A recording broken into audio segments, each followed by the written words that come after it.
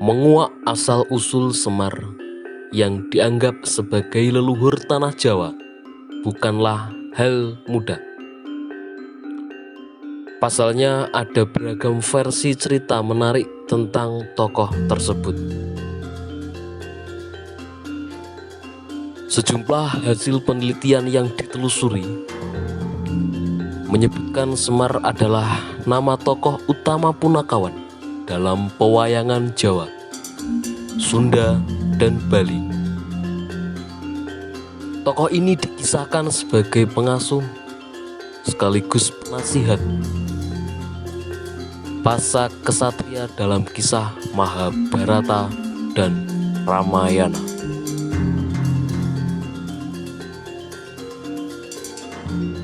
Asal-usul Semar konon ditemukan dalam karya sastra zaman Kerajaan Majapahit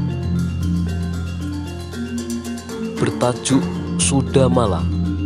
Dalam kisah itu, Semar disebut sebagai abdi dari Sadewa. Bukan sekedar abdi, dia juga dianggap sosok yang selalu menebar humor untuk memecahkan ketegangan.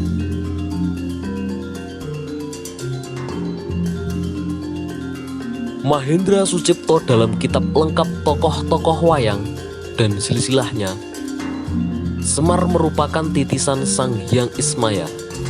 Suatu ketika, dia diperintahkan turun ke dunia oleh Sang Hyang Tunggal. Hal itu membuatnya yang semula berwajah tampan berubah menjadi buruk rupa seperti wujud Semar yang dikenal dalam pewayangan.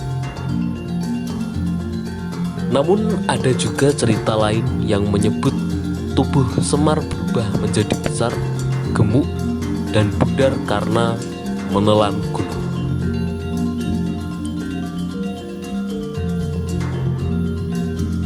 Sementara dalam dunia Semar karya Ardika Kresna, asal-usul Semar asli dari Jawa. Semar adalah nama leluhur masyarakat Jawa yang bayangannya dipertunjukkan dalam pewayangan yang bersifat religius. Dia juga dianggap sebagai nenek moyang orang Jawa dan tokoh kesayangan dari mitologi religius asli masyarakat Jawa.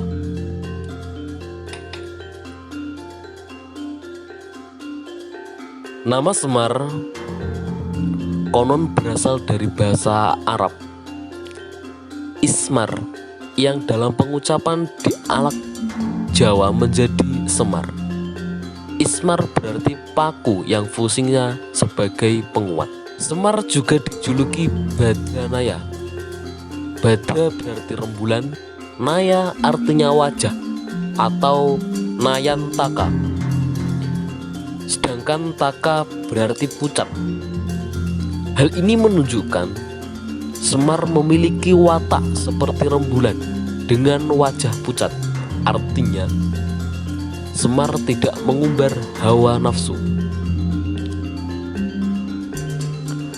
Asal-usul Semar juga berkaitan dengan lambang visualnya. Bentuk wayang Semar yang bulat melambangkan tekad bulat untuk mengabdi kepada kebaikan dan kebenaran. Jari kirinya selalu menunjuk, artinya dia memberikan petunjuk yang benar. Tangan kanannya menggenggam, yang artinya baik itu bersifat subjektif. Matanya setengah tertutup dan melihat ke atas, yang dimaknai sebagai sosok idealis. Dalam buku cerita Galur Wayang Kulit Purwo Cirebon, mata sipit Semar menggambarkan orang yang senantiasa berzikir kepada Allah. Dagu dan mulutnya diikat dengan rantai sampai kaki yang mengandung makna segala ucapan manusia harus selaras dengan perilaku sehari-hari. Semar juga memakai kuncung Kancanasari yang berasal dari kata kun dan muncung atau muncul dan timbul, yaitu kun fayakun. Dengan gambaran tersebut, asal-usul Semar masih menjadi misteri sekaligus merupakan simbol kesempurnaan hidup. Semar digambarkan sebagai figur yang sabar, pengasih, pemelihara kebaikan, penjaga kebenaran, dan menghindari perbuatan tidak baik. Dalam persepensif spiritual, dia memiliki watak yang sederhana, tenang, rendah hati, tulus, tidak munafik, tidak mudah kaget, tidak gampang heran, dan memiliki ketajaman batin serta kejeniusan.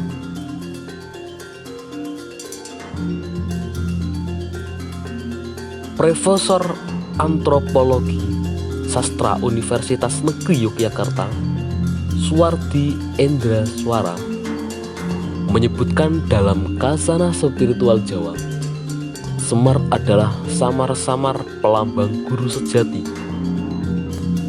Semar dapat menjadi